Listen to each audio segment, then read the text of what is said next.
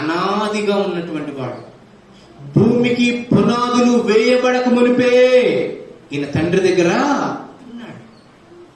ఆది యందు వాక్యముండెను, వాక్యము దేవుని యొద్ద ఉండెను, ఆ వాక్యమే దేవుడై ఉండెను.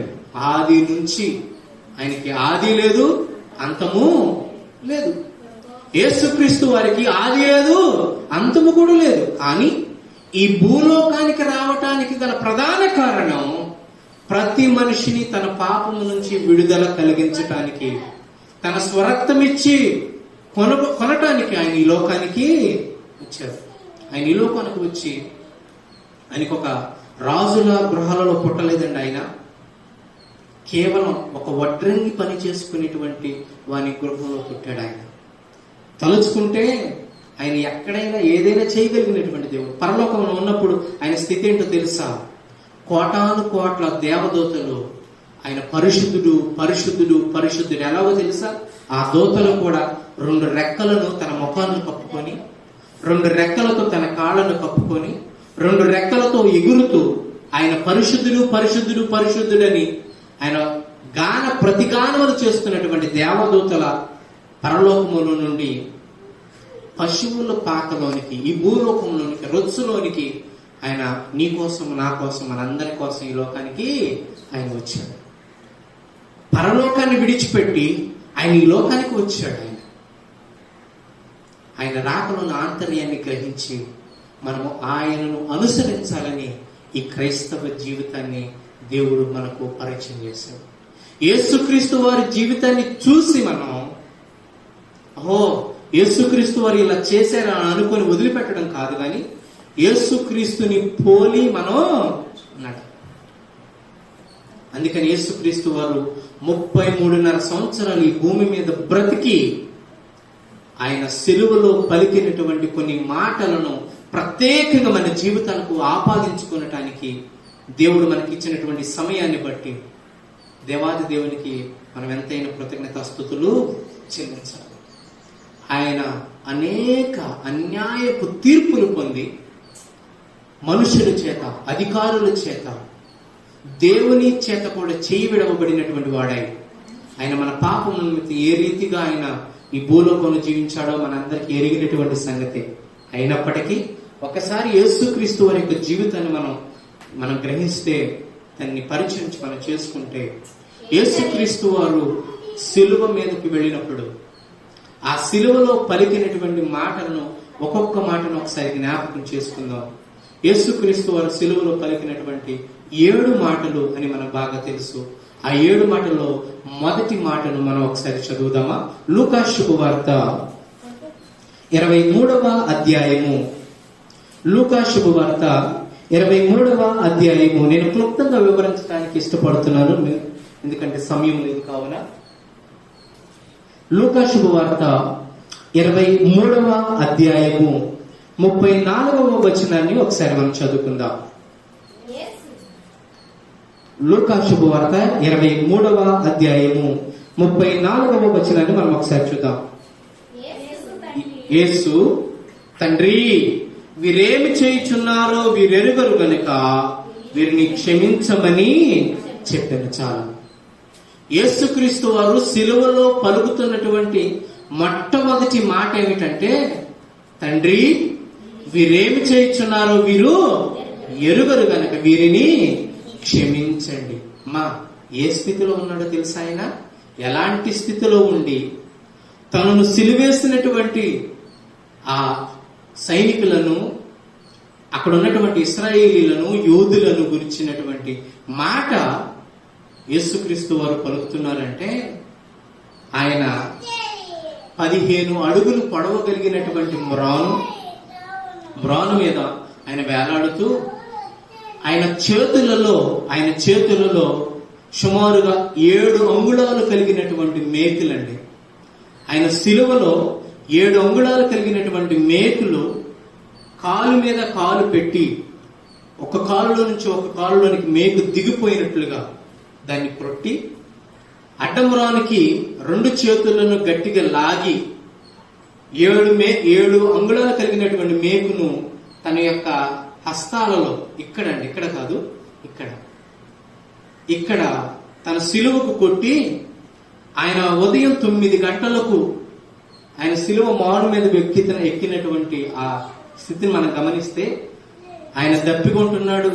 అప్పటి వరకు అనేక మారులు ఆయనకు అన్యాయపు తీర్పు పొంది దెబ్బల చేత పెరిగి వేయబడి గడ్డము పీకి తనను ముసుగు వేసి కొట్టి, నిన్నెవరు కొట్టారో చెప్పు, నిజంగా యూదులకు రాజు అయితే నీవే అయితే నేనెవడు కొట్టాడో చెప్పు అని పిడిగుద్దులు గుద్ది ఎన్నో హింసల చేత ఆయన సిలువ మరణానికి ఎక్కించిన తర్వాత ఆయన పలుకుతున్నటువంటి మొట్టమొదటి మాట ఏమిటో తెలుసా? తండ్రి, వీరేం చేయుచున్నారో వీరెరుగరు. నిజంగా ఆ సైనికులు గాని యోధా ప్రజలు గాని నిజంగా వారికి ఏం చేస్తున్నారో ఒక తెలియదండి. వాళ్ళకి యేసు క్రీస్తు వారు చేసినటువంటి ఆ అన్యాయం ఏమిటో వారికి నిజంగా తెలియదండి. వారికి యేసుక్రీస్తు ఏం అన్యాయం చేశాడని, వారిని యేసుక్రీస్తు ఏం దోషం చేశాడు, ఏం అపకారం చేశాడు,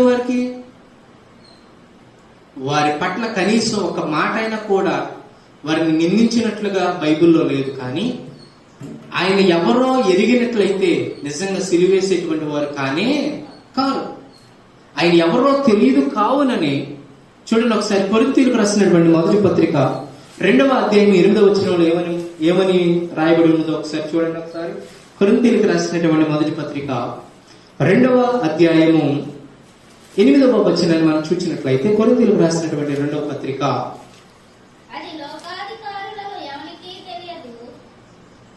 కొరింథీయులకు రాసినటువంటి మొదటి పత్రిక 2వ అధ్యాయము 8వ వచనాన్ని మనం చూద్దాం. అది లోకాధికారులలో ఎవరికి తెలియదు, అది వారికి తెలిసి ఉండిన ఎడల మహిమా స్వరూపియగు ప్రభువును సిలువ వేయకపోయి ఉందురు. నిజమే, యేసుక్రీస్తు వారు ఎవరో అని నిజంగా గ్రహిస్తే, ఆయన పరలోకం నుంచి ఈ లోకానికి వచ్చాడన్న గ్రహించినటువంటి అధికారులు ఎవరైనా ఉంటే, మనుషులు ఎవరైనా ఉంటే నిజంగా ఆయన సిలువేసేటువంటి వాళ్ళు కాదండి. అనేక సార్లు వారు ధర్మశాస్త్రాన్ని చదువుతున్నారు కానీ యేసుక్రీస్తు ఎవరో తెలియట్లేదు.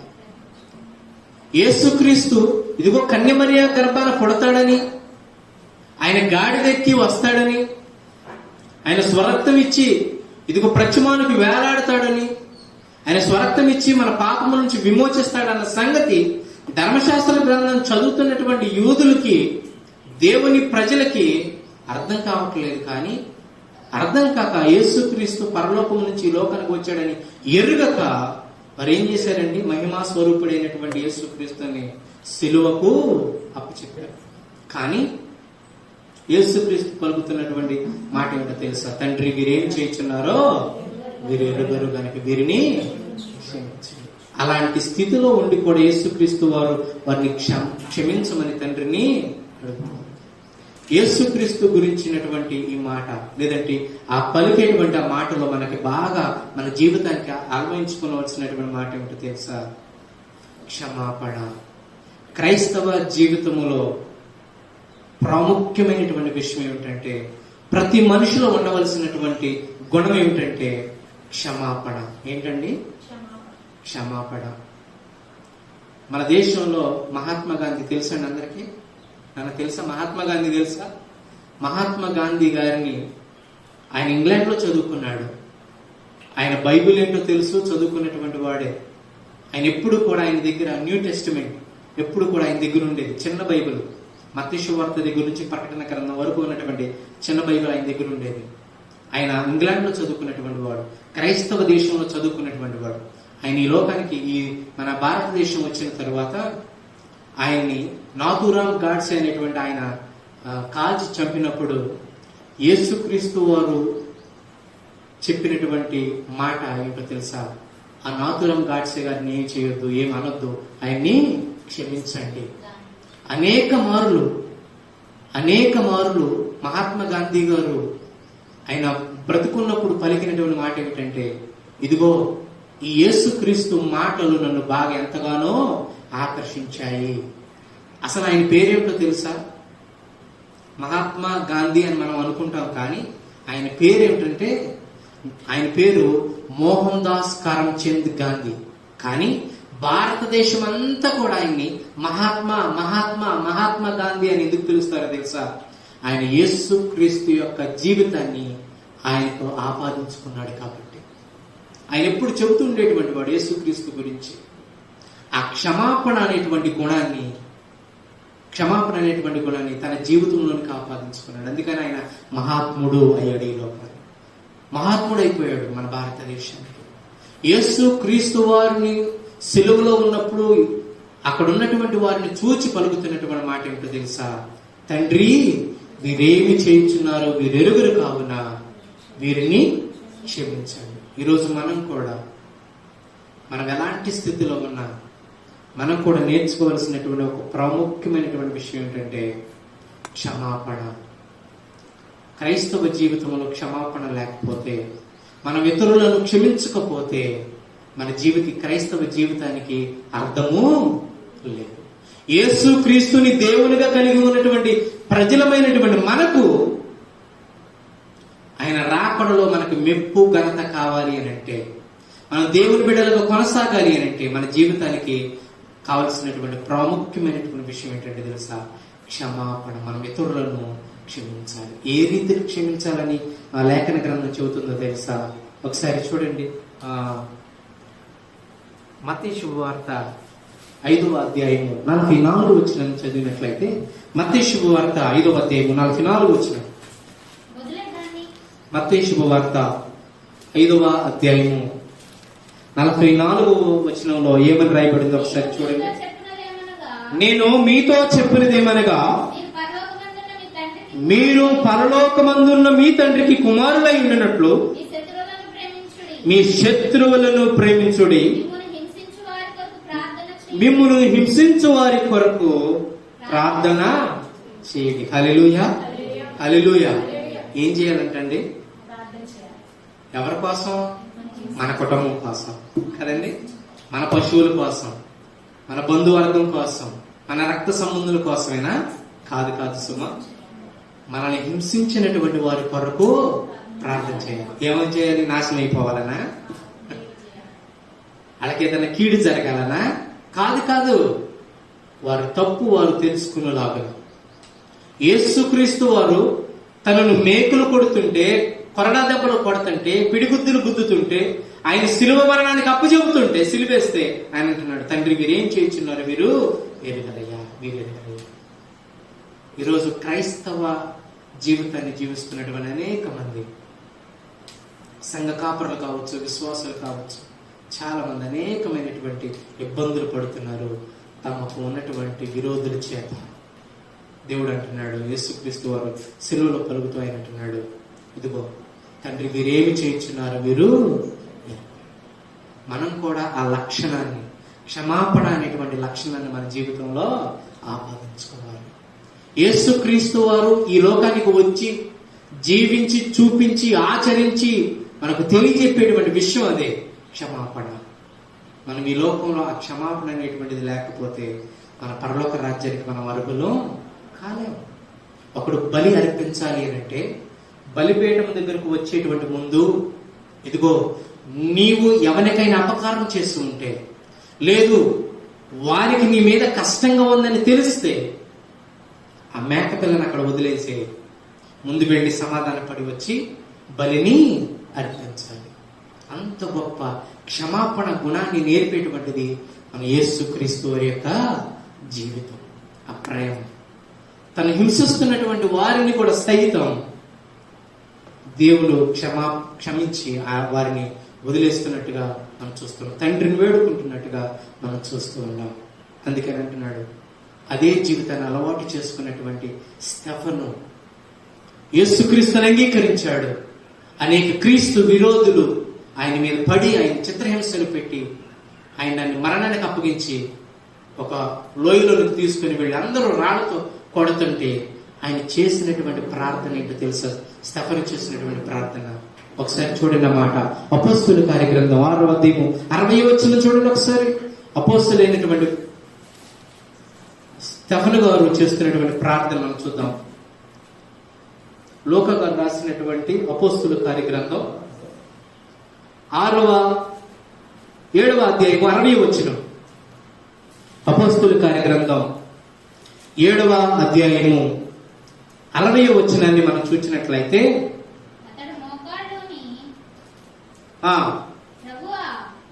అతడు పై వచనం కూడా చదవండి నాన్న, పై వచనం కూడా చదవండి.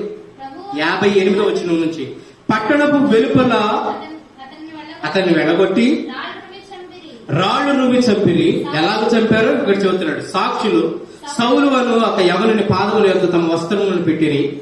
ప్రభువును గురించి మొరపెట్టుచు, యేసు ప్రభువా, నా ఆత్మను చేర్చుకోమని స్టెఫను పలుకుచుండగా వారు అతనిని రాళ్లతో కొట్టిరి. అతడు మోకాడుని, ప్రభువా, వారి మీద ఈ పాపము మోపకని గొప్ప శబ్దముతో పలికెను. ఈ మాట పలికి నిద్రించెను. హల్లెలూయా, హల్లెలూయా. యేసుక్రీస్తుని వెంబడించిన యేసుక్రీస్తు తర్వాత అపోస్తుడైనటువంటి ఇదిగో లూకా గారు రాస్తున్నటువంటి మాట. స్టెఫను యేసుక్రీస్తుని అనుకరిస్తూ తమ జీవితంలో కూడా మరణమవుతున్నాడన్న సంగతి ఎరిగి తనను పట్టి ఊరు బయటికి తీసుకుని వెళ్లి రాళ్ళు రూపి చంపుతున్నటువంటి వారిని గురించి చేస్తున్నటువంటి ప్రార్థన మనం ఇక్కడ చూస్తున్నాం. ఏమని ప్రార్థన చేస్తున్నాడండి? మోకాడుని, ప్రభువా, వారి మీద ఈ పాపము మోపకము. హల్లెలూయా. తనను చంపుతున్నటువంటి వారిని గురించి ప్రార్థిస్తున్నాడు. అయ్యా, ఈ పాపము వారి మీద మోపొద్దయ్యా అని ప్రార్థిస్తున్నాడు. అదండి యేసుక్రీస్తు నేర్పిన ఒక ప్రధానమైనటువంటి గుణం, క్షమాపణ. అలాంటి క్షమాపణ గుణాన్ని మనం కూడా అన్వయించుకొని మన జీవితంలో మనం కూడా ఆపాదించుకొని ఆ క్షమాపణ గుణాన్ని మనం కలిగి ఉండాలని యేసుక్రీస్తు వారు తెలియజేస్తూ ఉన్నారు. యేసుక్రీస్తు వారు సిలువలో పలికినటువంటి 2వ మాట చూద్దాం. అదే లూకా శుభవార్త 23వ అధ్యాయము. లూకా శుభవార్త 23వ అధ్యాయము 43వ వచనాన్ని మనం చదువుకుందాం. 43వ వచనాన్ని మనం ఒకసారి చదువుకున్నాం. అదే లూకా శుభవార్త 23వ అధ్యాయము. నేడు నీవు నాతో కూడా పరదైసులో ఉందువని నిశ్చయముగా నీతో చెప్పుచున్నాను నేను. హల్లెలూయా, హల్లెలూయా. యేసుక్రీస్తు వారితో పాటుగా 2 దొంగలను కూడా తీసుకుని వచ్చారు. ఒకడిని కుడివైపున, ఒకడిని ఎడమ వైపున పక్కడిని సిలువేశారు. వారిద్దరు కూడా అంటున్నారు, ఒకడు అంటున్నాడు, వాడు అంటున్నారు, అయ్యా, నువ్వు నిజంగా రక్షకుడివే కదా, నువ్వెన్నో ఆశ్చర్య కార్యాలు చేసావు కదా, ఇదిగో నువ్వు రక్షకుడు అని మేము ఎరుగుతున్నాం కదా, రక్షిస్తావని అని జనమందరూ అంటున్నారు కదా, నువ్వు రక్షించుకొని మమ్మల్ని కూడా రక్షించయ్యా అంటే, ఆ 2వ వాడు అంటున్నాడు, రే బుద్ధి లేని వాడా, మనకి ఈ సిలువ మరణం మనకు సరైనదే, మనం చేసినటువంటి తప్పుకి ఇది సరైనదే, కానీ ఆయన ఏ నేరము చేయలేదు, ఆయన నీతిమంతుడు అని 2వ వాడు ఒప్పుకొని యేసుక్రీస్తుని అడుగుతున్నాడు, అయ్యా, నీ రాజ్యముతో వచ్చినప్పుడు నన్ను జ్ఞాపకము చేసుకోయ్యా అంటున్నాడు. నీ రాజ్యము వచ్చినప్పుడు నన్ను జ్ఞాపకం చేసుకోవయ్యా అని చెప్పినప్పుడు యేసుక్రీస్తు వారు ఆయన మాట్లాడుతున్నటువంటి మాట ఒకసారి చూద్దాం. అందుకు ఆయన వానితో, నీవు నాతో కూడా పరదేశంలో ఉండు అని నిశ్చయముగా చెప్పుచున్నాను. ఈ భూమి మీద బ్రతికిన ప్రతి మనిషి అండి, ఈ భూమి మీద పుట్టినటువంటి ప్రతి మనిషి చనిపోయిన తర్వాత ప్రతి ఒక్కరు యేసుక్రీస్తు సహా ఎక్కడికి వెళ్ళారో తెలుసా? పాతాళానికి వెళ్ళారు. పాతాళంలో 3 ప్రదేశాలు ఉంటాయి. ఒకటి, ఈ భూమి మీద దేవుని కొరకు బ్రతికినటువంటి వారు పాతాళంలో నెమ్మది కలిగినటువంటి ప్రదేశానికి వెళ్తారు. ఈ భూమి మీద దేవుని కొరకు బ్రతకనటువంటి వారు వేదన కలిగినటువంటి స్థలానికి వెళతారు. వారికి వీరికి మధ్య ఒక అగాధము, దానిలో యేసుక్రీస్తు వారు 2వ రాకడలో సాతానును ఆ కటిక బిలములోనికి త్రోసివేస్తాడని దేవుని యొక్క వాక్యం జీవితం ఉంది. ఈ సిలువ మీద రెండవ వ్యక్తి లేదా దొంగతో చెబుతున్నటువంటి మాట ఏమిటో తెలుసా? ఆయనకు రక్షణ పొందడానికి అవకాశం లేనే లేదు. యేసుక్రీస్తు ఎవరో తెలుసుకున్నాడు. తెలుసుకున్నటువంటి ఆయన యేసుక్రీస్తును బ్రతిమాలుకుంటున్నాడు, అయ్యా నీవు నీ రాజ్యంతో వచ్చినప్పుడు నన్ను జ్ఞాపకం చేసుకో. ఎలాంటి స్థితిలో ఉండి ఆయన జ్ఞాపకం చేసుకోమని అడుగుతున్నాడంటే, ఆయనకు అయిపోయింది, ఆయన జీవితాంతం అయిపోయింది, ఇది నా చివరి రోజు అని అనుకున్నాడు. ఆయన రక్షకుడు ఎవరో ఎరిగాడు. ఆయన శారీరక రక్షణ కొరకు ఆయన అడగలేదు, కానీ తన ఆత్మను రక్షించగలిగిన వాడు ఎవడో వాడు ఎరిగాడు. కాబట్టి రెండవ దొంగ యేసుక్రీస్తుని అడుగుతున్నాడు, అయ్యా నువ్వు నీ రాజ్యంతో వచ్చినప్పుడు నన్ను కూడా జ్ఞాపకం చేసుకోవయ్యా అని చెప్పినప్పుడు యేసుక్రీస్తు వారు ఆయనతో పలికినటువంటి మాట ఏమిటంటే, ఇదిగో నీవు నాతో కూడా పరదేశిలో ఉందని నిశ్చయముగా చెప్తున్నాను. పరదేశి పారడైస్ అంటారు. దేవుని కొరకు బ్రతికినటువంటి భూమి మీద అందరూ కూడా ఎక్కడికి వెళ్ళాలో తెలుసా? పరదేశంలోనికే వెళ్ళాలి. పాతాళంలో ఒక భాగం అది పరదేశకు వెళ్ళాలి. పరదేశకు వెళ్ళారు అంటే వారికి పరలోకం గ్యారంటీ. ఏమండి, సిలువ ఎక్కేంత వరకు కూడా ఆ ఇరువురు దొంగలు కలిసి చేశారో విడివిడిగా జీవించారో తెలియదు, కానీ వారు చేసినటువంటి అన్యాయాలకి అక్రమాలకి అంతు పొంతు ఉండదు. వాడు చేసినటువంటి వాడిని ఎప్పటి నుంచి వెతుకుతున్నారో, వాడిని ఎప్పటి నుంచి పట్టుకోవాలని అనుకుంటున్నారో, కానీ ఆ దొంగ వీరికి దొరికి సిలువమ్రానికి ఎక్కిన తరువాత కానీ యేసుక్రీస్తుని గురించినటువంటి మాటలు విని చూసి కళ్ళారా చూసి యేసుక్రీస్తుని గ్రహించి ఈయన రక్షకుడు అని ఎరిగాడు. అందుకని యేసుక్రీస్తుని ఆయన సిలువ మీద ఉండి ప్రక్కవాడేమో, అయ్యా నిన్ను రక్షించుకొని మమ్మల్ని కూడా రక్షించయ్యా, ఈ మేకులు తీసేయ్యా, ఈ బంధకాల నుంచి విడుదల కలిగించయ్యా, మా కుటుంబాలకు పోతామయ్యా, ఇప్పుడు వరకు బ్రతుకు కాదు వేరొక బ్రతుకుతాం అని అనుకుని అడుగుతున్నాడేమో. కానీ మొదటి దొంగ, కానీ రెండవ వాడు మాత్రం క్రీస్తు రక్షకుడిని ఎరిగాడు. హల్లెలూయా. ఎలాంటి స్థితిలో? తన చివరి గడియలలో తన శరీరం కోసం ఆధారపడలా, తన శరీరం రక్షణ కోసం ఆయన పోరాడలా, తన ఆత్మను కాపాడుకునటానికి తన ఆతృత పడ్డాడు. కాబట్టి యేసుక్రీస్తుని అడుగుతున్నాడు, అయ్యా నీ రాజ్యంతో వచ్చినప్పుడు నన్ను జ్ఞాపకం చేసుకో. యేసుక్రీస్తు ఆయనతో అంటున్నాడు, అయ్యా నువ్వు నిత్యంగా నాతో పాటు ఇప్పుడు పరదేశంలో ఉంటావు. హల్లెలూయా. ఎలాంటి గొప్ప జీవితం అండి, ఎలాంటి గొప్ప జీవితం.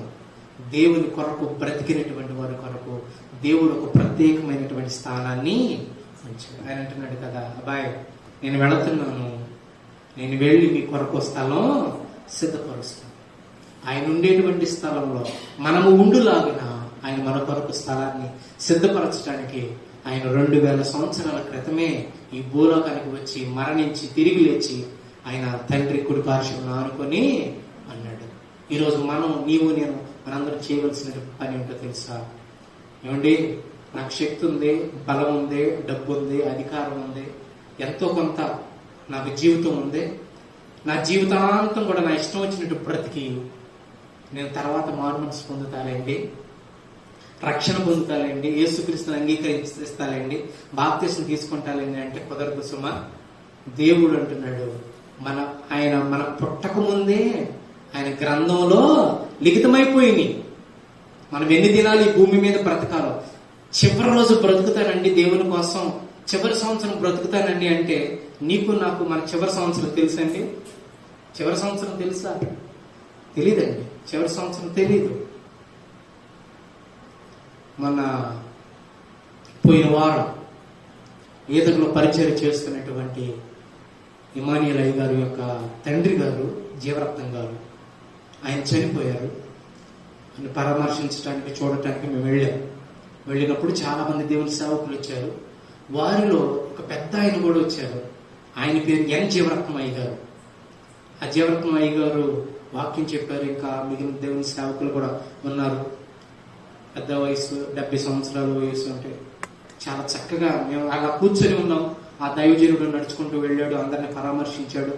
ఆ చనిపోయినటువంటి జీవరత్నం గారికి ఈ బ్రతుకున్నటువంటి దేవుని దాసుడు జీవరత్నం గారు ఎలాంటి సంబంధం కలిగి ఉందో ఒక అరగంట సేపు ప్రసంగించారు. ప్రసంగించిన తర్వాత కార్యక్రమం అంతా కూడా వెళ్ళిపోయింది. తెల్లవారి నా ఫోన్ ఛార్జింగ్ పెట్టి నేను తీసి చూస్తే, ముందు రోజు ఏ దేవుని సేవకుడైతే మేము కలిసాము, మాట్లాడాము, చూసాము, ఆ సేవకుడు మరణించాడు, తెల్లవారుజామున మరణించాడని వార్త విని చాలా దిగ్భ్రాంతి అయిపోయాము. అసలు ఆందోళనకు గురయ్యాము. అరే, నిన్న సాయంత్రమే కదా నిన్న మధ్యాహ్నమే కదా దేవుని సేవకుడు వాక్యం పంచుకున్నాడు. చాలా అసలు ఎలాంటి అస్వస్థత లేదు, మనసు మీద లేడు, ఎలాంటి జబ్బు లేదు. కానీ తెల్లవారేసరికి ఏంటా అని చాలా దిగులు పడ్డాము మేము. దేవుని సేవకుడు 70 సంవత్సరాల దాకా ఉన్నాయి, మంచి ఆరోగ్యంగా ఉన్నాడు. దేవుడు ఏమని రాయబడింది తెలుసా? ఎంతలో కనబడి అంతలో మాయమయ్యేటువంటి నీటి పొడగ లాంటిది, చాట మీద బిందువు లాంటిది, గడ్డి పువ్వు లాంటిదని దేవుడు చెబుతున్నాడు మన జీవితాన్ని. అందుకని దేవుని గురించి సువార్త విన్నటువంటి ప్రతి ఒక్కరూ కూడా ఒక తీర్మానం చేసుకోవాలి. ఎలా తెలుసా?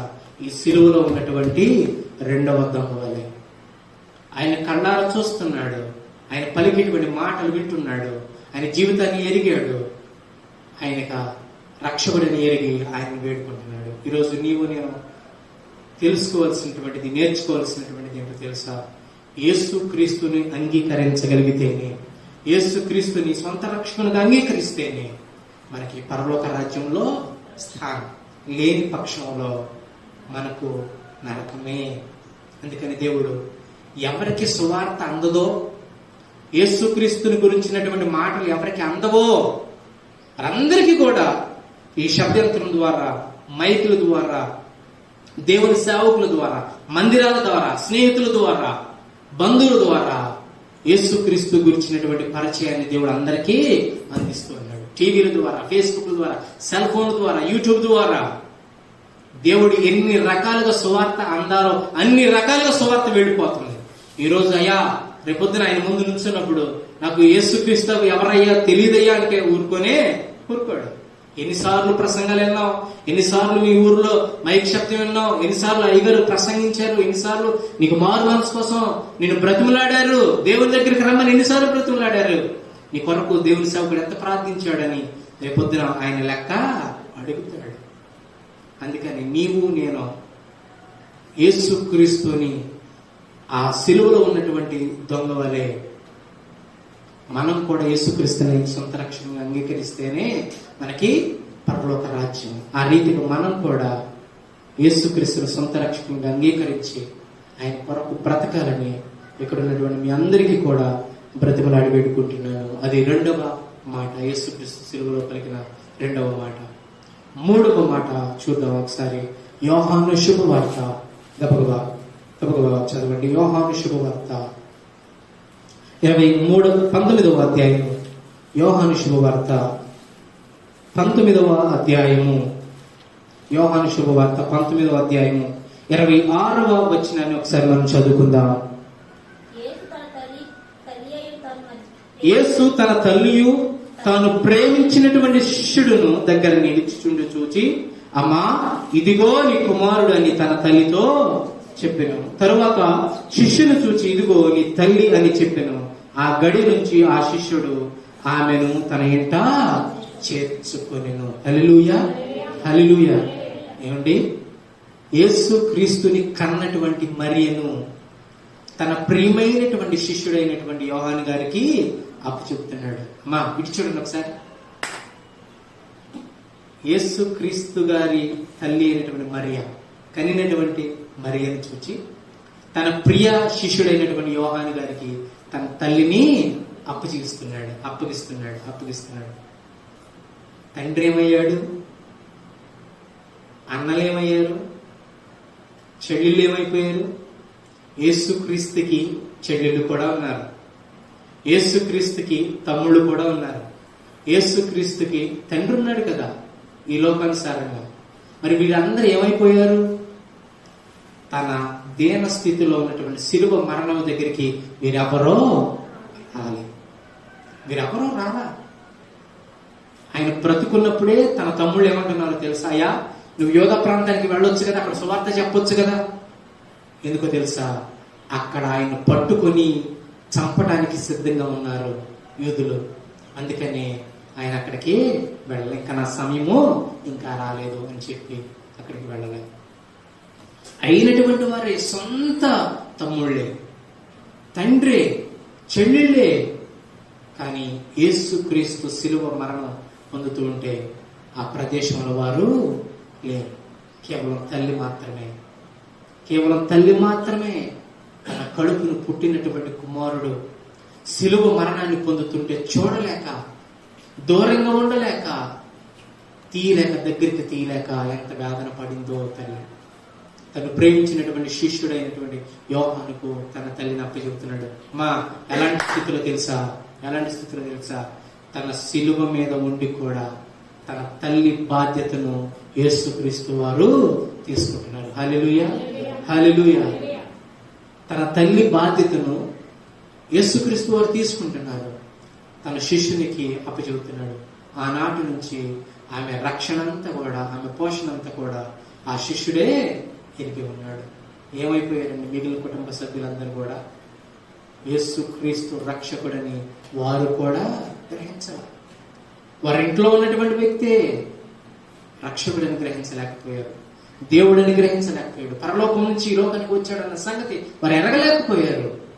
కానీ యేసుక్రీస్తు వారు తన బ్రతికినంత కాలం కూడా 33.5 సంవత్సరాలు కుటుంబాన్ని ఎంతగానో ప్రేమించాడు. నేను చదివినటువంటి అనేక బైబిల్ కామెంటరీలు, బైబిల్ పండితులు మనం చదివినట్లయితే ఇంగ్లీష్లో చాలా కామెంటరీస్ ఉన్నాయి, చాలా వివరణ ఉంది.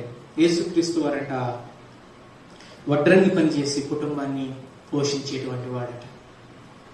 30 సంవత్సరాల వరకు ఎవరైనా సరే యూదుల్లో సువార్త ప్రకటన చేయకూడదు. అందుకని ఆయన సువార్త ప్రకటనకి 30 సంవత్సరాల వరకు ఆయన రానే రాలా. ఒకవేళ అద్భుతాలు, ఆశ్చర్యకార్యాలు ఎవరైనా చేశారనుకోండి, గుడ్డివాడికి కళ్ళు ఇవ్వటం, కుంటివాడికి కాళ్ళు ఇవ్వటం, చనిపోయిన వాడిని లేపటం, అలాగ చేస్తే యూదుల ఆచారం ప్రకారం దీన్ని బ్లాక్ మ్యాజిక్ అనుకోండి. ఇప్పుడు ఈ రోజుల్లో మనం స్టేజ్ మీద షోలు వేస్తున్నారు కదండి, పావురాలు తెప్పించడం, పేపర్లు చించి మళ్ళీ అతికించడం, ఒక మనిషిని గాల్లో నిలబెట్టడం, దాన్ని బ్లాక్ మ్యాజిక్ అంటారు.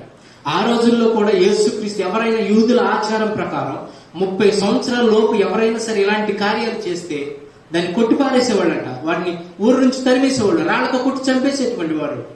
అందుకని యేసుక్రీస్తు 30 సంవత్సరాల వరకు కూడా తన కుటుంబం కోసం కష్టపడి పనిచేసి తన కుటుంబాన్ని పోషించినట్లుగా అనేక చారిత్రక ఆధారాలు ఉన్నాయి. 30 సంవత్సరాల తరువాత ఆచారం ప్రకారమే అని ఆయన సువార్త ప్రకటించడానికి వచ్చి అనేక మందికి అసలు ఆయన చేసినటువంటి ఆశ్చర్య కార్యాల గురించి రాయాలంటే ఈ లోకంలో ఉన్న పుస్తకాలే సరిపోవని దేవుడు భక్తుడు చెబుతున్నాడు. హల్లెలూయా, హల్లెలూయా. ఆయన ఈ లోకానికి వచ్చి తన కుటుంబం గురించి, తన కుటుంబ పోషణ నిమిత్తం కష్టపడ్డాడు.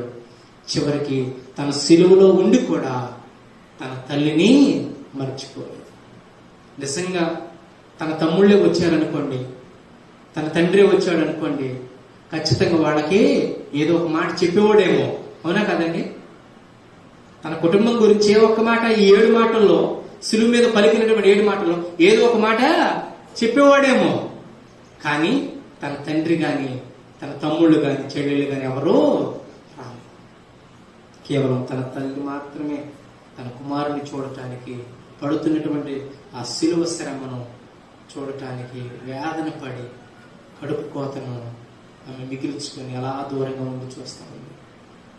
అందుకని దేవుని ఎరిగినటువంటి ప్రజలుగా సొంత వారైనప్పటికీ కూడా కొన్నిసార్లు మనలను దూరం పెడతారు. సొంత అన్నే ఎందుకు దూరం పెడతారు, తల్లి తండ్రి దూరం పెడతారు. ఎందుకు తెలుసా? మనము దేవునిని అంటి పెట్టుకొని ఉండటం బట్టి.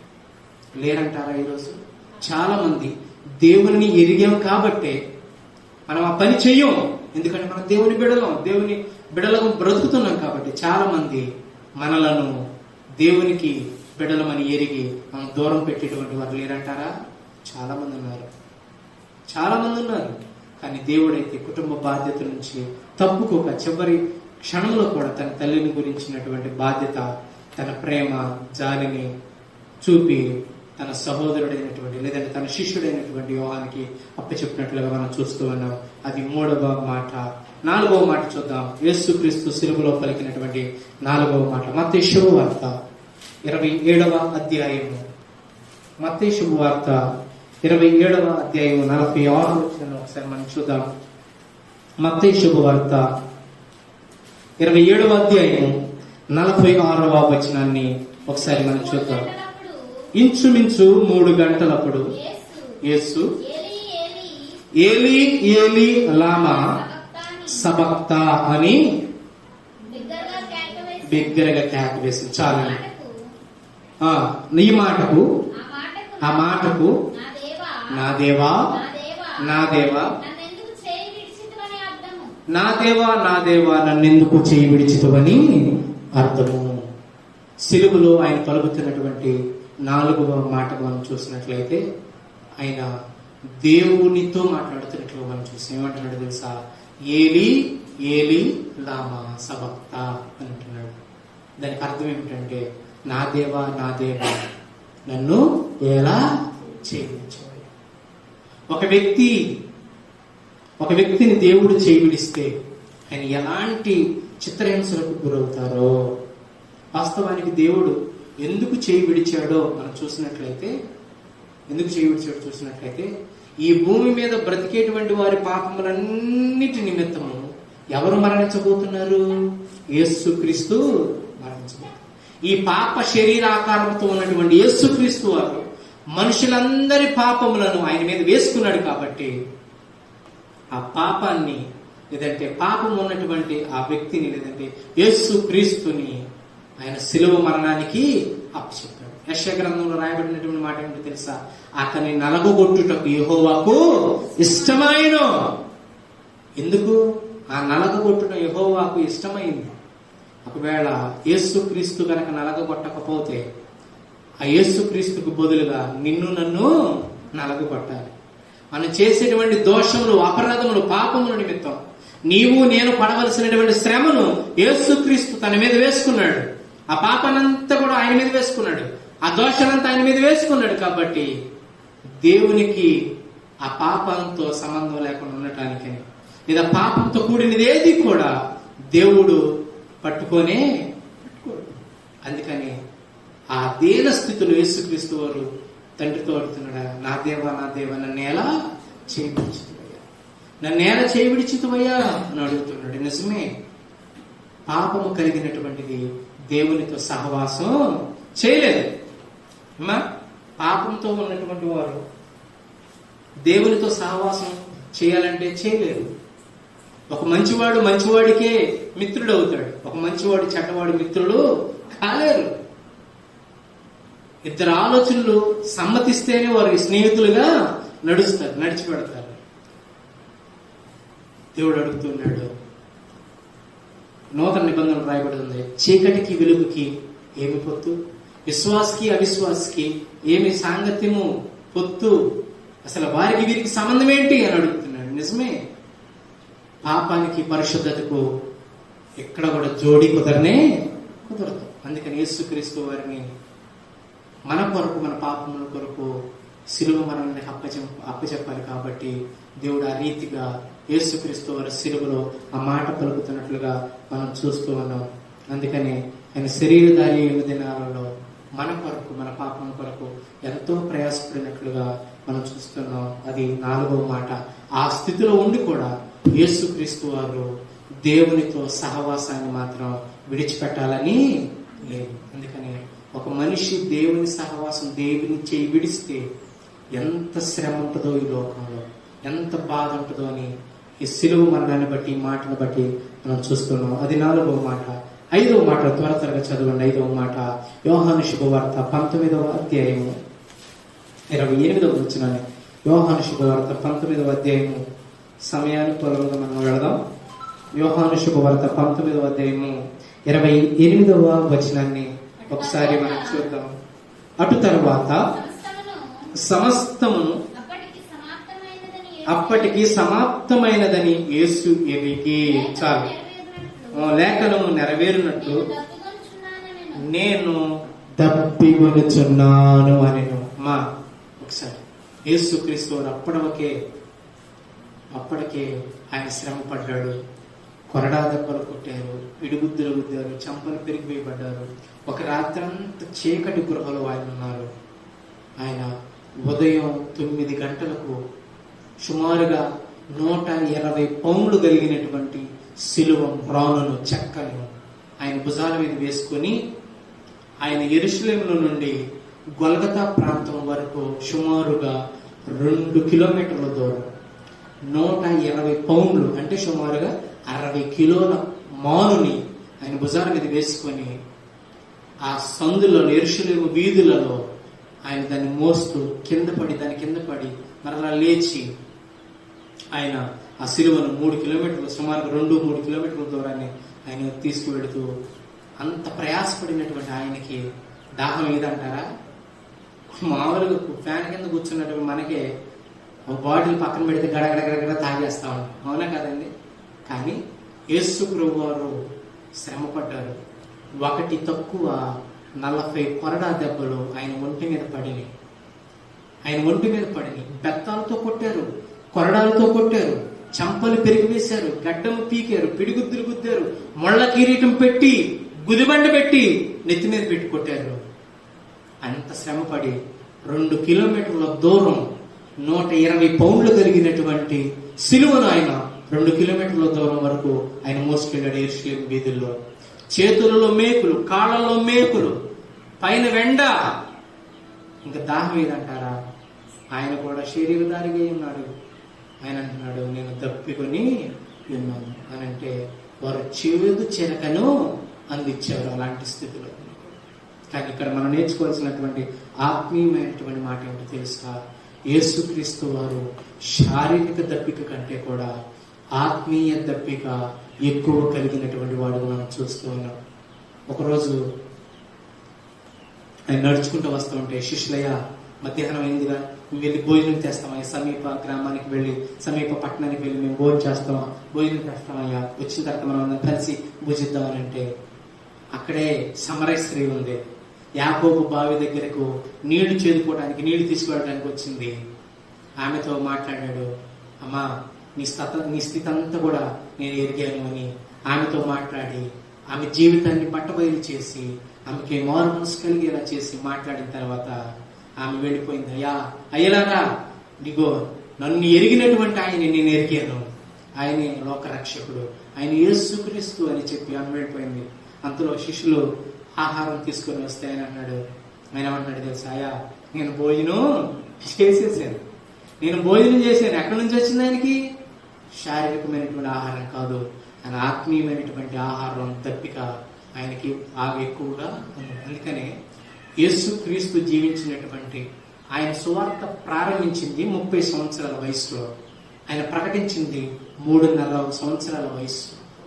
ఈ 3.5 సంవత్సరాల కాలంలో యేసు ప్రభు ప్రకటించినటువంటి ప్రకటన, సువార్త, బోధ ఈ ప్రపంచంలో సుమారుగా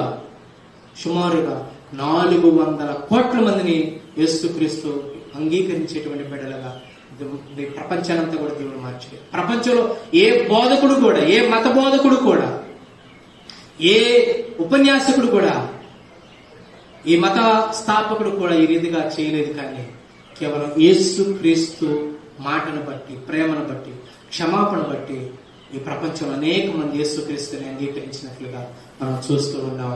అందుకని ఆయనకి శారీరక దప్పిక కంటే కూడా ఆత్మీయ దప్పిక ఆయనకి ఎక్కువగా ఉంది. అందుకని ఆయన అంటున్నాడు, ఆయన ప్రతి చోట కూడా ఇదిగో నీవు నాకు ఇచ్చినటువంటి పని నాకు ఆహారం అయి ఉన్నది అని చెప్తున్నాడు. అందుకే ప్రవక్తల యొక్క వచనాలను నెరవేర్చడానికి ఆయన ఈ లోకానికి వచ్చినట్టు మనం చూస్తూ ఉన్నాం. అది ఆత్మీయమైనటువంటి దప్పిక మనం చూడాలని ప్రభు పేరిట మనం చూస్తున్నాం. మనం కూడా యేసు లాంటి ఆత్మీయ దప్పిక మనకు కూడా ఉండాలి. నేను వస్తున్నాను గుడికి, నేను రక్షణ పొందాను, నా బిడ్డలు రక్షణ పొందాలి, భర్త రక్షణ పొందాలి, నా ఇంటి వారు రక్షణ పొందాలనేటువంటి ఆత్మీయ దప్పిక మనకు ఉండాలి. అలాంటి ఆత్మీయ దప్పిక ఉంటే ఖచ్చితంగా మన కుటుంబం కూడా రక్షింపబడుతుంది. ఆత్మీయ దప్పికతో ముందుకు వెళ్ళాలని యేసుక్రీస్తు ఎక్కువ ఉన్నటువంటి ఆ గుణాన్ని మనం కూడా మన జీవితానికి ఆపాదించాలని ప్రభు పేరుకి మనం చేస్తున్నాను. అది 5వ మాట. 6వ మాట చదువుకుందాం. యోహాను శుభవార్త 19వ అధ్యాయం 30వ వచనాన్ని మనం చదువుకుందాం. 19వ అధ్యాయం 30వ వచనము. యోహాను శుభవార్త 19వ అధ్యాయం 30వ వచనాన్ని మనం చదువుకుందాం. యేసు ఆ చెరక పుచ్చుకొని సమాప్తమైనదని చెప్పి చాలు. ఏం చేశాడంటండి? ఏం చేశాడు? సమాప్తము. ఏంటి సమాప్తం అయిపోయింది అని అంటే, ఆయన పరలోకాన్ని విడిచిపెట్టి భూలోకానికి ఎందు నిమిత్తం వచ్చాడో ఆ పనిని సంపూర్తిగా నెరవేర్చాడు. కాబట్టే తండ్రి అప్పగించినటువంటి పనిని భూమి మీద సమాప్తము చేశాడు. అందుకని ఆయన ధైర్యంగా చెప్తున్నాడు, తండ్రి నీవు నాకు ఏ పని ఇచ్చావో నేను ఆ పనిని సంపూర్తి చేశానయ్యా అని యేసుక్రీస్తు వారు తన యొక్క తండ్రికి చెబుతున్నట్లుగా మనం చూస్తున్నాం. అందుకని యోహాను శుభవార్త 17వ అధ్యాయం 4వ వచనం చదవండి. ఒక మాట ఇంకా వివరంగా రాయబడినటువంటిది. 17వ అధ్యాయం 4వ వచనం చదువునానా? చేయుటకు నీవు నాకిచ్చినటువంటి పనిని నేను సంపూర్ణముగా నెరవేర్చి భూమి మీద నిన్ను మహిమపరచితిని. హల్లెలూయా, హల్లెలూయా. అమ్మ, ఏం చేశాడంటే యేసుక్రీస్తు వారు తండ్రి ఏ పని అయితే అప్పగించాడో ఆ పని నిమిత్తం భూమి మీదకు వచ్చి ఆ పనిని సంపూర్తిగా చేశాడంట. యేసుక్రీస్తునే కాదండి, ఈరోజు నిన్ను నన్ను కూడా భూమి మీదకి ఒక ఆయుష్ అనేటువంటిది దేవుడు నీకు నాకు ఇచ్చాడు. అది 50, 60, 70, 80, 90, 100 మనకు ఒక ఆయుష్ ఇచ్చాడు. ఆయుష్నిచ్చి మన తల్లి గర్భాన మనం జన్మింపజేసి ఈ భూలోకంలో మనకంటూ ఒక పని పెట్టాడు. మా ఇక్కడ కూర్చున్నటువంటి యవనస్తులారా, తల్లులారా, అక్కలారా, మాకేం పని లేదని మేము ఊరకనే గుట్టామని అంటారా? ఎవరన్నా అనగలరా? లేదు. మనము కూడా దేవుని యొక్క ప్రణాళిక నిమిత్తం ఈ భూలోకానికి వచ్చాం. మనకి కూడా ఒక పని ఉంది. ఆయన అప్పచెప్పేటువంటి పని, ఆ అప్పగించినటువంటి పనిని మనం కూడా ఒకరోజు సంపూర్తి చేసి మనం కూడా వెళ్ళిపోవాల్సిందే. అందుకని ఒక యజమానుడు దేశాంతరం పోత 3 వ్యక్తులకి, ఒకడికి 1 తలాంతు, ఒకడికి 2 తలాంతులు, ఒకడికి 5 తలాంతులు ఇచ్చి వెళ్ళాడు. కొంతకాలానికి మరలా తిరిగి వచ్చాడు. ఈ లోపే వారు 5 తలాంతులు ఇచ్చిన వాడు ఏం చేశాడు? దానికి 5కు 2 చేశాడు. 2 తలాంతులు ఇచ్చినటువంటి వాడు దానిని కూడా మరలా డబుల్ చేశాడు, 2కి 4 చేశాడు. కానీ 1 తలాంతు ఇచ్చినటువంటి వాడు మాత్రం గొయ్యి తీసి గోతులు పెట్టి మరలా యజమానుడు ఇచ్చినప్పుడు అడుగుతున్నాడు. 5 తలాంతులు వాడిని అడుగుతున్నాడు, అయ్యా నేను నీకు ఇచ్చే 5 తలాంతులు వాటిని ఏం చేసావయ్యా అంటే, అయ్యా నువ్వు ఇచ్చేవే వాటికి 5కి 5 నేను సంపాదించానయ్యా అంటే ఏమంటున్నాడు తెలుసా? బడా నమ్మకమైన దాసుడా, బడా నమ్మకమైన దాసుడా అంటున్నాడు. అయ్యా 2 తలాంతులు ఇచ్చాను కదా, వాడితో నువ్వేం చేసావు అంటే, నేను 2కి 2 సంపాదించాను. బడా నమ్మకమైన దాసుడా. 1 తలాంతు ఇచ్చినటువంటి ఆయన దగ్గరికి వచ్చి అడుగుతున్నప్పుడు ఆయన అంటున్నాడు, అయ్యా నువ్వు పెట్ట అడుగుతావని నాకు బాగా తెలుసు, అందుకే నేను గొయ్యి తీసి గోతులు పెట్టి దాసానయ్యా అంటే వీడి వెంటనే కాళ్ళు చేతులు కట్టి ముందు అగ్నిలో బారవేయండి అంటే. ఈరోజు నీవు నేను ఒక్క మాట దేవుని సేవకునిగా చెబుతున్నాను. ఈ భూమి మీద దేవుడు మనకు ఆయుష్ ఇచ్చాడు, కుటుంబాన్ని ఇచ్చాడు, ప్రాణం ఇచ్చాడు, శరీరాన్ని ఇచ్చాడు, జీవాన్ని ఇచ్చాడు, పోషిస్తున్నాడు మనల్ని, మనకు గర్భఫలం దయచేశాడు. దేవుడు మనకి ఎంతో కొంత స్తోమత అనేటువంటిది ఇచ్చాడు, తలాంతులు అనేది ఇచ్చాడు. కానీ మనమైతే దేవుని కొరకు బ్రతకకపోతే మాత్రం దేవుడు కూడా కోపపడతాడన్న సంగతి మనం ఎరిగి మనం కూడా దేవుడు ఎందు నిమిత్తం ఈ లోకానికి పంపించాడో ఆ పని మనం పూర్తి చేసుకొని దేవుని దగ్గరకు వెళ్ళాలి. అందుకని ఆయన అంటున్నాడు, అయ్యా నీవు నాకు ఇచ్చిన పని నేను పూర్తి చేసి సమీపించానయ్యా, నేను అంతా కూడా నేను చేశానయ్యా అంటున్నాడు. ఒక్క మాట చదువుదాం. ఫిలిప్పీయులకు రాసినటువంటి పత్రిక 2వ అధ్యాయం 8వ వచనం కూడా చదవండి ఒకసారి. ఫిలిప్పీయులకు రాసినటువంటి పత్రిక 2వ అధ్యాయము, ఫిలిప్పీయులకు రాసినటువంటి పత్రిక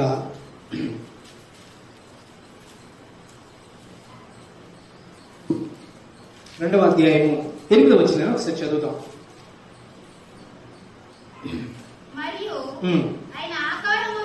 ఆయన ఆకారమందు మనుషునిగా కనబడి మరణము పొందినంతగా, ఆయన శిలువ మరణము పొందినంతగా విధేయత చూపిన వాడై తను తాను హెచ్చించుకున్నాడు, తగ్గించుకున్నాడు. మనకే ఒక ఎకరం ఉంటే భూమి మీద ఆగరం, ఒక గవర్నమెంట్ ఎంప్లాయీ అయితే ఆగరం, కాసినన్ని డబ్బులు ఉంటే ఆగరం, ఒక బంగారం ఉంటే ఆగరం. కానీ ఆయన అంటున్నాడు పరలోకాన్ని విడిచిపెట్టాడు, బంగారపు వీధులు విడిచిపెట్టి ఈ లోకానికి వచ్చాడు, దేవదూతను విడిచిపెట్టేశాడు, ఆ లోక మహిమంతా విడిచిపెట్టి భూలోకానికి వచ్చి ఆయన ఎలా బ్రతుకుతున్నాడు తెలుసా? తను తాను తగ్గించుకున్నాడు, తను తాను తగ్గించుకున్నాడు. అలాంటి విధేయత మనం కూడా నేర్చుకోవాలని యేసుక్రీస్తు వారు ఈ మాటలోని ఆంతర్యాన్ని మనం గమనించి మన జీవితానికి అన్వయించుకోవాలని, మనం కూడా భూమి మీదకి వచ్చింది ఒక పనిని మనం కూడా చేసి మనం ముగించుకొని మనం వెళ్ళాలని దేవుడు మనకు జ్ఞాపకం చేస్తున్నాడు. చివరి మాట లూకా శుభవార్త 23వ అధ్యాయము 46వ వచనాన్ని చదువుకొని ముగించుకుందాం. లూకా శుభవార్త 23వ అధ్యాయము 46వ వచనాన్ని మనం చదువుకుందాం. 23:46. అప్పుడు యేసు గొప్ప శబ్దముతో కేక వేసి, తండ్రి, నీ చేతికి నా ఆత్మను అప్పగించుకొనుచున్నాను అనెను. హల్లెలూయా, హల్లెలూయా.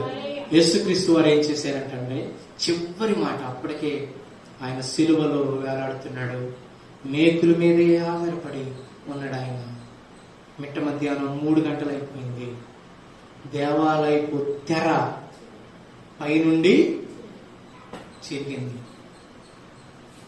ఆయన గొప్ప శబ్దంతో కేక వేశాడు, తండ్రి, నా ఆత్మను నీ చేతికి అప్పగించుకుంటున్నానయ్యా అని గొప్ప శబ్దంతో కేక వేసి ఆయన ఆత్మను అప్పగించుకున్నాడు. ఆయన మరణించాడు. ఈరోజు మనం కూడా ఏదో ఒక రోజున, ఇది బహుశా ఈ 2022 కావచ్చేమో, దేవుడు మనకి పెట్టినటువంటి ఆయుష్, దీపం, జీవం, ఆయుష్ ముగించుకొని మనం కూడా ఏదో ఒక రోజున మన ఆత్మని ఎవరికప్పు చెప్పాలి? దేవునికి. స్టెఫన్ ఎవరికప్పు చెప్పాడు? దేవునికి అప్పు చెప్పాడు. ఎక్కడి నుండి మన ఆత్మ వచ్చిందో అక్కడికే వెళ్ళిపోవాలి, తిరిగి వెళ్ళిపోవాలి. మనం యాత్రికులమై ఉన్నాం కావున మనం ప్రయాణాని కోసం ఈ లోకానికి వచ్చాం, యాత్ర కోసం ఈ లోకానికి వచ్చాము. ఈ యాత్ర అంతా కూడా చూసాం. దేవుడిచ్చిన ఆయుష్, ఈ యాత్ర ముగించుకొని మరలా తండ్రి దగ్గరికి వెళ్ళాల్సింది. మరి ఈ కట్టె ఈ శరీరం, ఈ మట్టి శరీరం దేవుడు ఎక్కడి నుంచి తీశాడో అక్కడికి వెళ్ళిపోతుంది. మన లోపల ఉన్న ఆత్మ తను దయచేసిన దేవుని వద్దకు వెళ్ళిపోతుంది. అదే యేసుక్రీస్తు వారు చెబుతున్నారు, తన శరీరం భూమిలోనికి వెళ్ళిపోతుంది, తన ఆత్మ దేవుని దగ్గరకు వెళ్ళిపోతుంది. ప్రతి మనిషిగా తింతేనంటారా? ప్రతి మనిషి స్థితి ఇంతేనంటారండి? ఇంతేనండి. దేవుని చేత నిర్మింపబడిన ప్రతి మనిషి, ప్రతి జీవి కూడా దేవుని దగ్గరికి వెళ్లాల్సిందే, తను చేసినటువంటి పని ముగించుకొని. కానీ దానికంటే ముందుగా మనం గ్రహించవలసింది ఏంటంటే, నాలో ఉన్నటువంటి ఆత్మ, జీవము, ప్రాణము దేవుడు నాకు దయచేశాడన్న సంగతి మనం ఎరగాలి. అందుకని ఆయన అంటున్న ఒక మాట, దీపం ఉండగానే ఇల్లు మన లోపల ప్రాణం ఉండగానే యేసుక్రీస్తు ఎవరు మనం తెలుసుకోవాలి. లోపల నుంచి పోయిన తర్వాత మనిషి మారతాడండి? కనీసం మాట వింటాడా? సువార్త వింటాడా? ఏ పనైనా చేస్తాడా? తిడితే మళ్ళీ తిడతాడా? కొడితే మళ్ళీ కొడతాడా? లేదు. అందుకని దేవుడు చెప్పాడు, దీపం ఉండగానే ఇల్లు చక్క పెట్టుకోవాలి. మనం బ్రతికుండగానే, మనకు జీవం ఉండగానే, ఆయుష్ ఉండగానే, మన స్థితి ఉండగానే దేవుడు అంటే ఎరిగి మారు మనసు పొంది దేవుని అంగీకరించి, సొంత రక్షణగా అంగీకరించి ఆయన కొరకు బ్రతికి మనం యాత్ర మనం ముగించుకోవాలి. అది దేవుడు చెబుతున్నాడు, తండ్రి, నా ఆత్మను నీ చేతికి అప్పగించుకున్నానని చెప్పి ఆయన తలమర్చి ప్రాణముని విడిచాడు. ఎందుకోసం తెలుసా?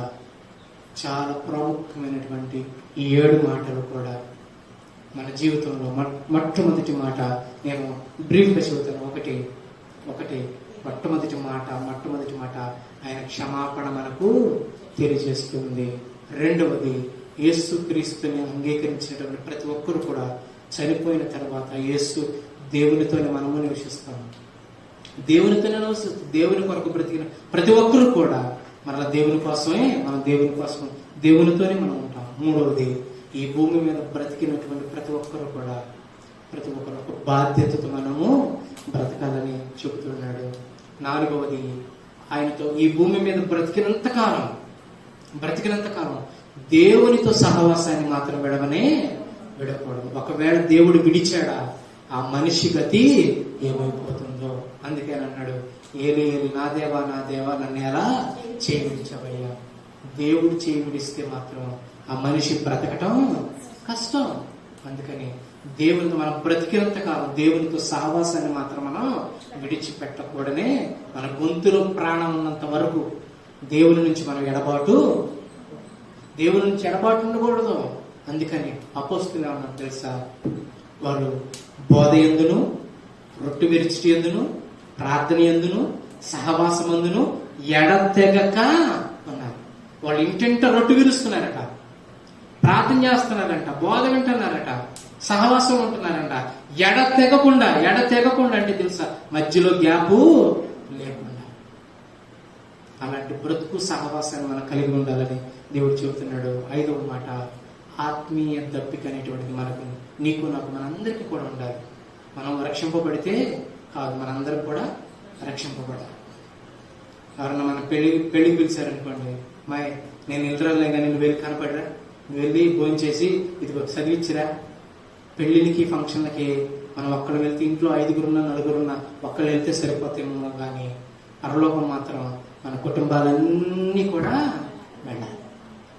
మన కుటుంబాలతో సహా వెళ్ళాలి, అందరూ రక్షింపబడాలి. అలాంటి ఆత్మీయ దప్పిక నీకు నాకు ఉండాలి. నేను మారితే కాదు, నా కుటుంబం అంతా మారాలి, నా భర్త మారాలి, నా భార్య మారాలి, నా బిడ్డలు మారాలి, నా అత్తమామలు మారాలి, నా బంధువులు, స్నేహితులు, రక్షణలు అందరూ కూడా దేవుని ఎరిగి తెలుసుకోవాలనేటువంటి ఆత్మీయ దప్పిక మనలో ఎప్పటికప్పుడు ఉండాలి. ఆ దప్పిక ఉంటేనే మనం ఈ భూమి మీద మనకి దేవుడు ఆయుష్ని కూడా ఇస్తాడు. ఆసక్తి కలిగినటువంటి వాడికి దేవుడు ఆయుష్ని కూడా ఇస్తాడు. కాబట్టి పనిచేసే వాడికి మేలు చేయడానికి, వాడు బాగా చురుగ్గా పని చేస్తున్నాడు అనుకోండి, వాడికి ఇంకా మనం ఫేవర్ చేస్తామా లేదండి? కష్టపడి పని చేస్తున్నాడు అనుకోండి, కాబట్టి మంచినీళ్ళు తీసుకెళ్ళిస్తాం, డ్రింక్ తీసుకెళ్ళిస్తాం, వాడికి ఏదో ఒకటి సాయం చేస్తూ ఉంటాం. లేజీగా కూర్చున్నటువంటి వాడు, బద్దకంగా కూర్చున్న వాడికి ఎదురు పని చేసుకుంటే వెళ్తావా నువ్వు నేను వెళ్తావా? చెయ్యం. దేవుని పనులు ఎవరైతే ఉంటారో, దేవుని కొరకు ఆతృత కలిగి ఉంటారో, అలాంటి వాడికి దేవుడు కూడా ఆయుష్ని, బలాన్ని, శక్తిని ఇస్తాడు. ఆత్మీయమైన దప్పిక నీకు నాకు ఉండాలని. ఆరవది, సమాప్తమైనటువంటి పని. దేవుని యొక్క పనిని ఈ భూలోకం బ్రతికినంత కాలం మన పని మనం చేసుకొని దేవుని దగ్గరికి వెళ్ళాలని మనం గమనించాలి. ఏడవ మాట, సమర్పణ కలిగినటువంటి జీవితాన్ని మనం అందరం కూడా కలిగి ఉండాలి. సమర్పణ లేకపోతే దేవుడు కార్యాలు మన జీవితంలో చేయలేడని మనం చేస్తూ ఉన్న మాటలు ముగిస్తూ ఉన్నాను. దేవుడు మిమ్మల్ని దీవించుగాక. కళ్ళు మూసుకొని చిన్న ప్రార్థన చేసుకుందాం. ఇప్పటి వరకు ఉన్నటువంటి ఈ 7 మాటలు, యేసు క్రీస్తు వారు సిలువలో పలికినటువంటి ఈ 7 మాటలను బట్టి మన జీవితంలో దేవుడు చెబుతున్నాడు. 1, క్షమాపణ. 2, దేవునితో కలిసి నివసించేటువంటి యోగ్యత. 3, ఈ లోక సంబంధాల దేవుడు మనల్ని ఇక్కడ పెట్టి బాధ్యత పెట్టాడు. నీ కుటుంబాన్ని రక్షించుకునే బాధ్యత నీదేనైనా. నీ తల్లిని, నీ తండ్రిని, నీ భర్తను, భార్యను, నీ బిడ్డలను రక్షించుకునేటువంటి బాధ్యత నీదే. ఆ బాధ్యతను దేవుడు పూర్తి చేస్తున్నాడు. అది 3వది. 4వది, దేవుడితో సహవాసం కలిగి ఉండాలి. ఈ కుటుంబం దేవుడితో సహవాసం కలిగి ఉంటుందా? ఇదిగో దేనితో సహవాసం కలిగి ఉంటుందో ఒకసారి జ్ఞాపకం చేసుకో. చాలా మంది టీవీలతోనూ, సెల్ ఫోన్లతోనూ, లోకస్తులతోనూ సహవాసం కలిగి ఉంటున్నారు. కానీ దేవుడు అంటున్నాడు, నీవు నీ కుటుంబం మనమంతా దేవుడితో సహవాసం కలిగి ఉండాలి. ఎప్పటికీ కూడా దేవుడితో సహవాసం కలిగి ఉండాలి. దేవునితో ఉండాలి. నీకు ఆత్మీయమైనటువంటి తల్లి కలిగి ఉండాలి. దేవుని స్వార్థం, దేవుని స్వార్థం, మన కుటుంబ యజమానులు మారలేదు, యజమానులు మారలేదు, నా భర్త మారలేదు, నా కుటుంబం మారలేదు అనేటువంటి దేవుడు ప్రేమించి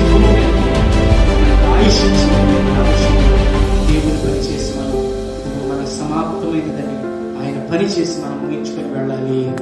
చివరిదిగా సమర్పణ కలిగినటువంటి జీవితం దేవుడు నీకు నాకు మనందరికీ దయచేయాలి. సమర్పణ కలిగి ఉండాలి. భూలోకం బ్రతికినంత కాలం సమర్పణ కలిగినటువంటి బ్రతుకుని దేవుడు మార్చేయబడతాడు. సమర్పణ కలిగినటువంటి బ్రతుకును దేవుడు ఆదరించేటువంటి ఎరిగి కలిసి మనం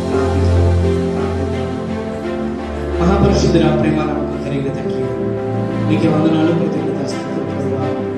ఇప్పటి వరకు ప్రభువా నీ ఉచితమైనటువంటి మీ కుమారుని మీ జ్ఞాపకం చేసుకుని సిలువలో పలికినటువంటి 7 మాటలు ప్రభువా మా జీవితాలను అన్వయించిన ఎలాగ బ్రతకాలో తెలుసుకున్నాను. జ్ఞానాన్ని తెలుసుకున్నాను. మా జీవితంలో క్షమాపణ ఇదిగో నీతో సహవాసంగా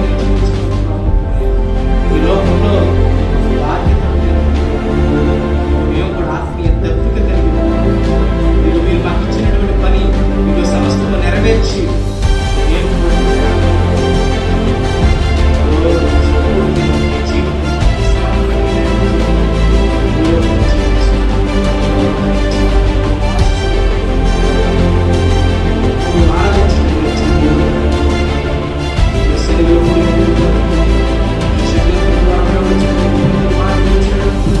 ఇదిగో ప్రభు ప్రతి యవనస్తుడు ప్రతి బిడ్డను కూడా మీరు దీవించి ఆశీర్వదించండి. ఇదిగో మీరు యేసుక్రీస్తు యొక్క గుణగుణాలను ప్రభు మా జీవితంలో కూడా ఆపాదించుకుని మీ ప్రతి సహాయం దయచేయండి. మా కుటుంబాలన్నింటినీ మీరు దీవించండి, ఆశీర్వదించండి. ఈ మాటలు వినడం ప్రతి ఒక్క బిడ్డను కూడా హృదయంలో ముద్రింపబడినట్లుగా సహాయం దయచేయండి. వారు వారి కుటుంబానికి ప్రభు మేలుకరంగా బ్రతకడానికి సహాయం దయచేయండి. ఇదిగో ఈ మాటలు విన్నటువంటి ఎక్కడైనా ఇదిగో నేను అంగీకరించి ప్రభు సొంత రక్షణగా నీ కుమారుని అంగీకరించి వారు మనస్ఫూర్తి బాప్తీసం నీతో ఎడతగినటువంటి సహవాసం ఉండడానికి సహాయం దయచేయండి. వచ్చినటువంటి బిడ్డలు మీరు దీవించి ఆశీర్వదించండి. ఇదిగో ప్రభు ఈ ఆరాధనంతా కూడా మహిమకరంగా జరగడానికి మీరు చూపిన కృపను బట్టి చేస్తున్న వాక్కుని దీవించి ఆశీర్వదించి 30 60 100 భరించిన భాగ్యాన్ని దయచేయమని యేసుక్రీస్తు నామమున